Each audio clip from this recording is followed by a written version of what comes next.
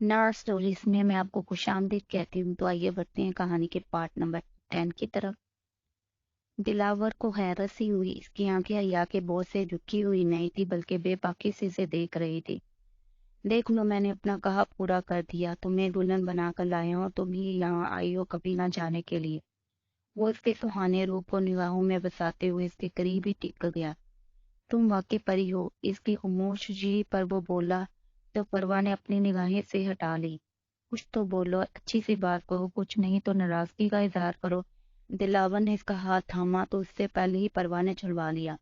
पहले अपना हिसाब तो चुका लें, वो नफरत से बोली। तो दिलावर इसे हैरत से तकने लगा। कौन से हिसाब? इतने भोले ना बनो। मेरे बाप को मौत के हवाले करने वाले सिर्फ तुम थे। तुम इस खुशफहमी में मत रहना कि मैंने ये शादी तुम्हारे इश्क के हाथों मजबूर होकर की है। नहीं दिलावर, मैंने ये शादी अपने हिसाब बराबर करने के लिए की है। मुझे इल्म है तुम मुझसे शदीद मोहब्बत करती हो। मैं भी बाबा साई से शदीद मोहब्बत करती थी और करती रहूंगी। इससे कता नजर के वो क्या थे, मोहब्बत से महरूमी का दुख बड़ा होता है। इंसान सब कुछ सह सकता है, पर वो मेरी नजरों से ओझल हो गए हैं। पर इनका दुख हमेशा मेरे सीने में पलता रहेगा। मैं तुम्हारे सामने और करीब होते हुए भी तुम्हें खुद से महरूम रखूंगी। ये दुख, ये महरूमी तमाम उम्र तुम्हें तड़पाता रहेगा। परी, तुम इतना जालिम हो सकती है, मुझे अंदाजा नहीं था। कितनी देर बाद दिलावर की आवाज निकली तो फतामंदी के साथ से मुस्कुराई। बाबा साई गिरो आज यकीनन खुश होगी।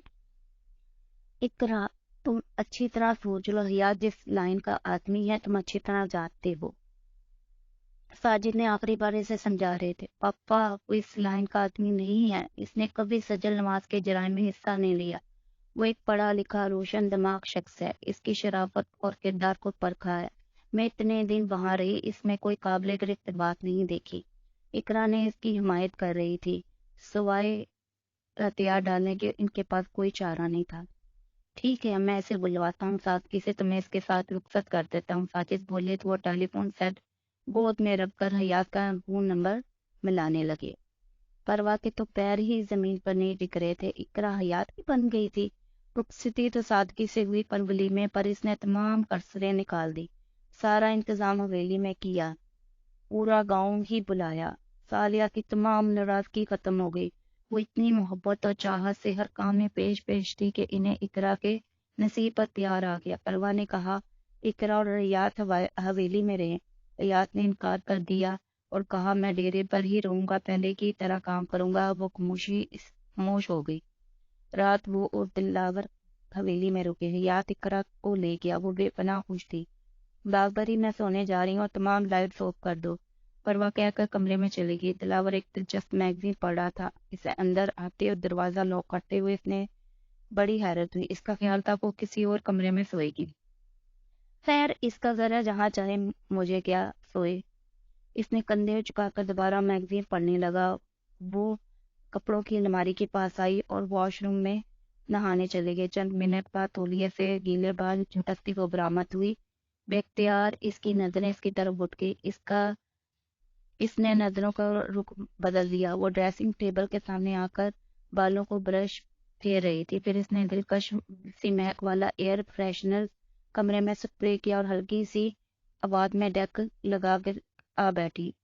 परवा ने बाल झटके ब्रश फेंकते हुए वो इसकी बेड के सामने लेट गई और खामखा चूड़ियों से कुछ छीड़ने लगी।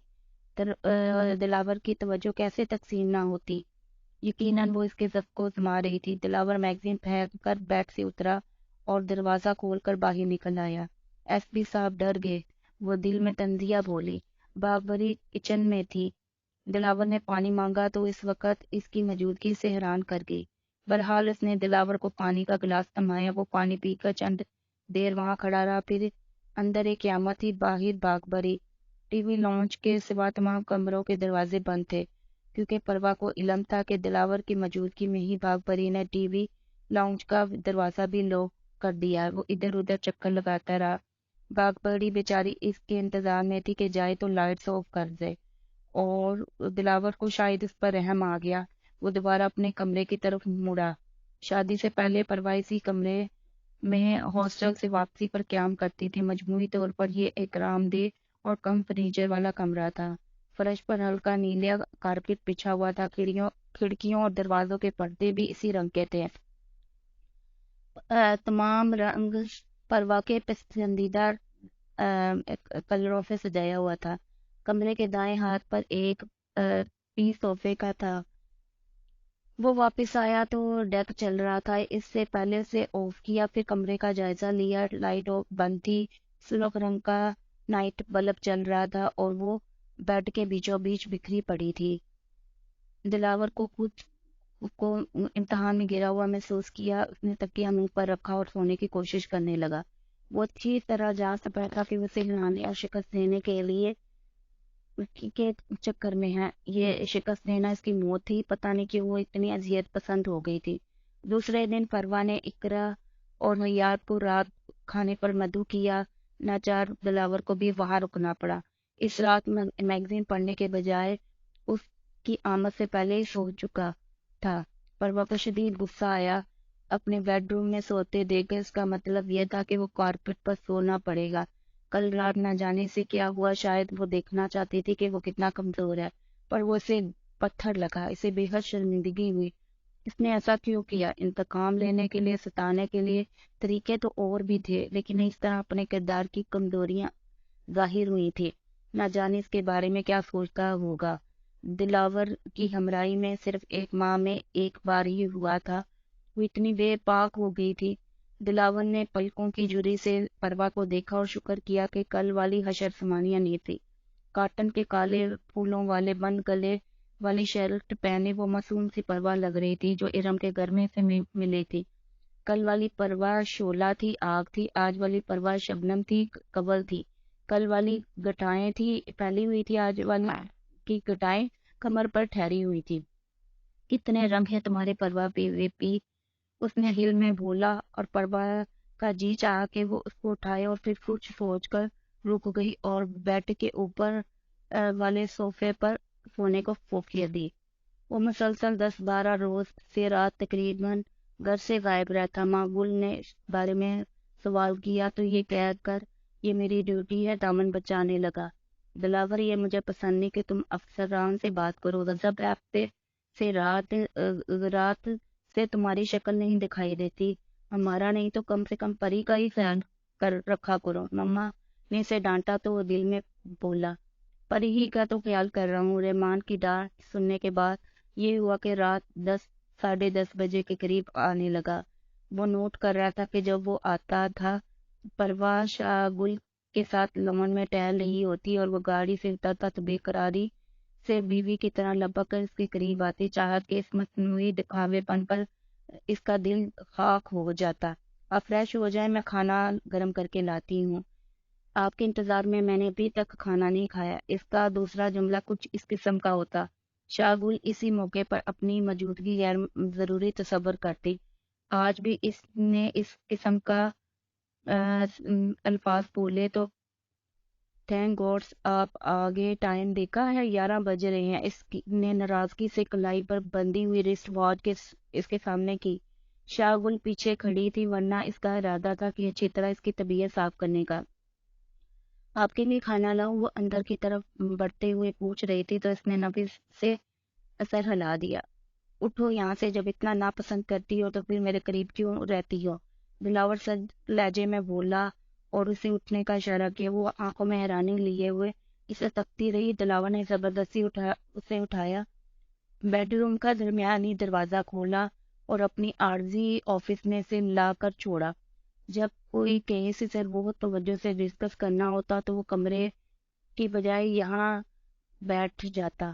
یہاں ایک ٹیبل، 2 کرسیاں، ایک آرام دہ صوفہ پڑا ہوا تھا۔ دیوار کے ساتھ ایک لکڑی کا ریک بھی بنا ہوا تھا جس میں کچھ کتابیں اور فائلز رکھی تھی۔ وہ بھی کمرے کے وسط میں ہی کھڑی یہ سوچ رہی تھی کہ وہ بیڈ سے ایک تکیہ چادر اٹھا کر لے آیا۔ یہ ہے تمہارا بیڈ روم اور وہ میرا، اس نے اشارہ کیا۔ تم کیا سمجھتی ہو خود کو؟ عورت اور غصہ میری کمزوری ہے؟ سکر کے قیام کے دوران تم نے جو اندازہ لگایا اس سے میرا نظریہ پختہ ہو گیا ہے۔ شیم، آن، پروا، سجل، نواز، اگر عورت اور حسن میری کمزوری ہوتا تو تم پر گزارا نہ کرتا۔ جانتی ہو، اسپیشل پولیس ڈپارٹمنٹ میں میرے پاس جب اہم اور مشکل کیس لائے جاتے ہیں تو بڑے بڑے ذہین مجرموں سے واسطہ پڑتا ہے جن میں عورتیں شامل ہوتی ہیں، تو یہ عورتیں جب گرفتار ہو کر ہمارے پاس آتی ہیں تو سزا سے بچنے کے لیے بڑی بڑی رشوتیں پیش کرتی ہیں. سب سے بڑی رشوت اپنا آپ ہوتا ہے. میں اتنا ہی کمزور ہوتا تو یہاں کھڑا ہو کر تم کو یہ نہ سب بتا رہا ہوتا. اگر تم انتقام پر اتر آئی ہو تو میں بھی محبت کو بلا کر ایک انا پسند مرد بن سکتا ہوں. پہل تمہاری طرف سے ہوئی تھی کیونکہ میں نے تمہیں دلی تمناؤں سمیت اپنایا تھا. میں گوارا نہیں کروں گا کہ تم میری وجہ سے اپنی زندگی ختم کرو. اس کی نوبت نہیں آئے گی. اگر تم مجھے اپنے باپ کا مجرم سمجھتی ہو تو شوق سے سمجھتی رہو. یہ میری ڈیوٹی تھی، میں نے ہر حال میں پوری کرنی تھی. تم سے شادی کی شرط انہیں کی تھی. میرا کوئی ارادہ نہیں تھا. حیات کئی بار میرے پاس آیا اور میں ان کی وڈیری سے جلد شادی کر لوں. مجھے بالکل علم نہیں تھا کہ ارم کی دوست اصل میں سجل نواز کی بیٹی ہے. میں تو بولی والی پروا سے محبت کی تھی جو میری ناراضگی سے ہرٹ ہو جاتی ہے، جو محبت سے گندی ہوئی تھی. تم تو کوئی اور ہو. وہ انگلی سے اشارہ اس کی طرف کرتے ہوئے بولا. وہ اتنی دیر سے صبر سے سن رہی تھی. آنسوؤں کی صورت میں دلاور کے سامنے عیاں ہو گئی. کتنی بے رحمی سے اس نے پری کا تجزیہ کیا تھا. اور ہاں، اس خوش فہمی میں مت رہنا کہ میں تڑپ تڑپ کر تم کو مانگتا رہوں گا. انتقام سے زہر آلودہ لوگوں کو مانگنا میرا مزاج نہیں ہے. وہ تنزیہ کہہ کر دوسرے کمرے میں چلا گیا. دلاور کے محکمے میں بڑے بڑے پیمانے پر تبادلہ ہو رہا تھا. اس تبدیلی کی زد میں وہ بھی آ گیا. اس کا تبادلہ زیارت برانچ میں ہوا جہاں کے حالات انہی دنوں میں توجہ کے طالب تھے. مما اور پپا نے کہا کہ پری بھی تم کو بھی ساتھ لے جاؤ. اس نے بہانہ پیش کیا کہ ابھی گھر نہیں ملا، جب ملے گا تو اسے بھی لے جاؤں گا. وہ کیلا کوٹا چلایا. اس نے جھوٹ بولا تھا اسے گھر نہیں ملا. اسے تو اتنا بڑا خوبصورت گھر ملا تھا، ایک قباحتی کے گھر آبادی سے ہٹ کر تھا. یہ کاٹیج تھا جنگلی پھولوں اور بیلوں سے سجا ہوا. آس پاس بادام، اخروٹ اور سیب کے درختے، کہیں چیری کے شگوفے بھی نظر آتے تھے. مجموعی طور پر ارد گرد کا ماحول پرسکون اور رومانی تھا. دوستوں کے بعد گھر والوں کے مسلسل فون آنا شروع ہو گئے کہ پری کو لے جاؤ. مارے بندے وہ واپس آیا اور اسے لے گیا. پروا کو یہ کاٹیج بہت پسند آیا. اس کا خیال تھا کہ دلاور نے کوئی ملازم رکھا ہوگا جو گھر کے تمام کاموں کے ساتھ کھانا پکاتا ہوگا، پر اسے یہاں آئے 2 دن ہو گئے تھے. ابھی تک اس نے کوئی ملازم جیسی شے نہیں دیکھی. 2 دن مسلسل تینوں وقت کا وہ کھانا ہوٹل سے لاتا رہا، اس لیے پروا کو خاص فکر نہیں ہوئی. لیکن جب آج وہ ناشتہ کیے بغیر روانہ ہوا تو اسے صورتحال کی سنگینی کا احساس ہوا. شادی کے بعد شاید کبھی اس نے کچن میں قدم رکھا ہو. بعد میں دلاور کے گھر والے تمام کام ملازم سے کرواتے تھے. کھانا معقول خود بناتی تھی. پروا کو انہوں نے کبھی کام کو ہاتھ لگانے نہیں دیا تھا. اب 10 بج رہے تھے. اسے شدید بھوک لگ رہی تھی. فریج کھولا تو ہر شے موجود تھی. اس نے ناشتہ کیا. کھانا بنایا تو نہیں تھا، البتہ ضرور معلوم تھا کہ کون سی چیز کیسے بنتی ہے، کیونکہ ہاسٹل میں جب انہیں کھانا پسند نہ آتا تو لڑکیوں کے گروپ میں خود ہی کچن میں گھس کر اپنی پسند کی چیزیں بنایا کرتی تھی. وہ بھی اس میں شریک ہو جاتی اور مدد کرواتی. وہی چیز اس وقت اس کے کام آئی. چائے اس سے اچھی بنی، بس پراٹھا اور انڈا کچھ چل گئی، پر انہوں نے مزہ بو دیا. برتن دھونے کا مرحلہ بھی اسی طرح اس نے کر لیا. برتن دھو کر وہ سوئی تو دوپہر کو آنکھ کھلی. زبردست بھوک لگ رہی تھی. دوبارہ اٹھ کر کچن میں آئی. ڈبوں میں تمام دالیں اور چاول موجود تھے. پروا نے فیصلہ کیا کہ چکن پلاؤ بنایا جائے. مرغی بغیر بھونے. اس نے ڈھیر سارا پانی ڈالا اور چاول جو پکے وہ لئی سے مشابہ تھے. اس نے بڑی بے تابی سے کھائے. بھوک کے مارے پیٹ میں چوہے دوڑنے ہوئے محسوس ہوئے تھے. کھانا کھا کر وہ ٹی وی آن کر کے بیٹھ گئی. دلاور کے بیڈ روم میں تھا. 7 بجے کے قریب آیا. پروا کا خیال تھا کہ وہ پھر ہوٹل سے کھانا لے کر آئے گا، لیکن آج وہ خالی ہاتھ آیا. میرا خیال ہے کافی مہمان نوازی ہو چکی ہے، اب کھانا مجھے لا کر دو. وہ روب سے بولتا ہوا ریموٹ کنٹرول اٹھا کر ٹی وی کے سامنے جم کیا تو پروا نے چکن پلاؤ گرم کر کے اس کے آگے رکھ دیا. چمچہ کھانے کے بعد اس نے ہاتھ روک لیا. میرا اتنا جلدی مرنے کا ارادہ نہیں ہے. اس نے پلیٹ دور سرکا دی. وہ کھانا کھا کر آیا تھا، بس دیکھنا چاہتا تھا کہ کتنی غداری میں طاق ہے. میرا آپ کو مارنے کا ارادہ نہیں، اللہ خود ہی آپ سے حساب لے گا. وہ تب کر بولی تو وہ خاموش رہا. ہیٹر لگانے کے باعث کمرہ قدرے گرم تھا. پروا کو نیند آنے لگی. وہ 2 روز سے یہیں سو رہی تھی کیونکہ باقی کمرے سیٹ نہیں ہوئے تھے. کارپٹ پر گدا ڈال کر مزے سے سو جاتی تھی. کارٹیج کے ارد گرد کا ماحول دیکھتے ہوئے اس نے اکیلے کمرے میں سونے سے توبہ کر لی. دور دور تک آبادی کا نام و نشان نہیں تھا. اٹھو پروا، شاباش، دوسرے کمرے میں جا کر سو. دلاور زور سے اس کے پاس آیا اور وہ نیند کے خمار میں آنکھیں اس کی کھل گئی. میں دوسرے کمرے میں نہیں سوؤں گی، ڈر لگتا ہے مجھے. اس نے انکار میں سر ہلایا. اچھا تو پھر میں ہی دوسرے کمرے میں سو جاتا ہوں. وہ مڑا تو بے اختیار پروا نے اس کا ہاتھ تھام لیا. نہیں، ادھر ہی سو جائے، مجھے ڈر لگتا ہے. وہ بڑی معصومانہ لہجے میں بولی. نہیں، کہیں یہ بھی بدلے لینے کا تو نہیں انداز؟ وہ بے اعتباری سے بولا. مجھے کوئی بدلہ نہیں لینا آپ سے. وہ تیزی سے بولی. میں تمہارے الفاظ نہیں بول سکتا جو تم نے کہے تھے. معاف کر دیں مجھے ان الفاظ پر. اس نے ہاتھ جوڑ دی. اچھا، ادھر ہی سو جاتا ہوں، کیا یاد کروں گی؟ اس نے فان کیا. یہ مجھے کیا ہو جاتا ہے؟ میں اتنی کمزور پڑ جاتی ہوں صبح. اس نے خود کو ڈانٹا. وہ کیا سوچتا ہوگا کہ کتنی بار اپنے آپ کو تبدیل کر لیتی ہے. مجھے حویلی جانا ہے. اس نے ناشتے پر ہی اس کو چکا دیا. تو چلی جاؤ، میں ہمیشہ کے لیے جانا چاہتا ہوں. اپنے باپ کے قاتل کے ساتھ رہنا ناممکن ہے. پروا، ایک بات کان کھول کر سن لو. پولیس کسٹڈی میں ہلاک ہوئے تو اس وقت میں لاہور میں تھا. بات تو ایک ہی ہے. پروا، مجھے تم سے اس بیوقوفی کی توقع نہیں تھی. آپ نے میری قیمت لگائی تھی بابا کی گرفتاری کے بدلے میں، اور بعد میں میں ہلاک کر دیا. وہ نفرت سے بولی. اسٹاپ اٹ پروا، آگے ایک لفظ بھی مت بولنا. تنگ آ گیا تمہاری اس زبان سے اپنے لیے قاتل کا لفظ سنتے ہوئے. میں نے تمہاری کوئی قیمت نہیں لگائی. سجل نواز نے مجھے خود مجبور کیا تھا کہ میں اس کی بیٹی سے شادی کر لوں. ان کا کہنا تھا کہ انہیں تمہاری جان کا خوف ہے اور کسی رشتہ دار پر اعتبار نہیں. حیات میرے پاس آتا رہتا تھا اور وڈیرا سائیں کا کہنا تھا کہ میں حویلی کا چکر لگاتا رہوں. وہ چاہتے تھے کہ میں جلد از جلد تم سے شادی کر لوں. ان کا خیال ہے اس طرح تم محفوظ ہو جاؤ گی. میں حیات کے بار بار کہنے کے باوجود حویلی نہیں گیا. میرا دل تو لاہور میں ہی ایک بیوقوف سی لڑکی میں اٹک گیا تھا.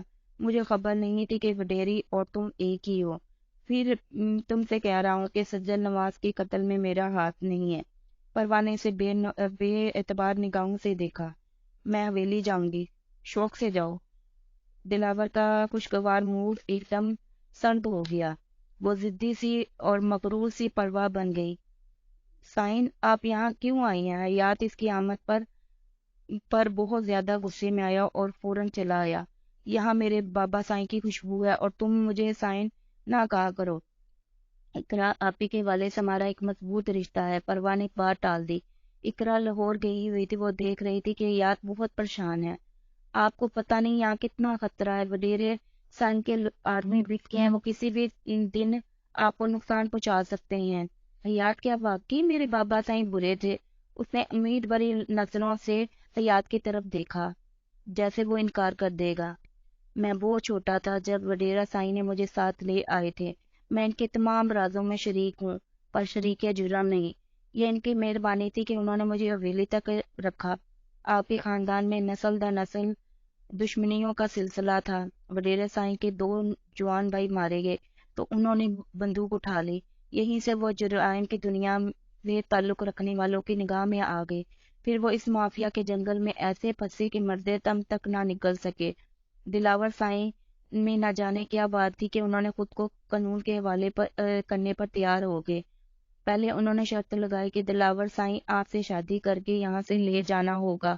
ہمیں پتہ نہیں تھا کہ لاہور میں وہ آپ سے مل چکے ہیں، ورنہ اگر کچھ اور دیر ہو جاتی تو وڈیرا سائیں دلاور سائیں کی موت کے آرڈرز جاری کر دیے تھے. شکر ہے کہ اصل بات سامنے آ گئی. دلاور سائیں جس لڑکی کی وجہ سے انکار کر رہے تھے وہ آپ ہی تھی. سچ پوچھیں مجھے جان کر بہت خوش ہوئی. مجھے بھی اور دلاور سائیں آپ کے لیے مناسب لگے. پر آپ یہاں کیوں آ گئی ہیں؟ حیات نے سرے سے پریشان ہوا.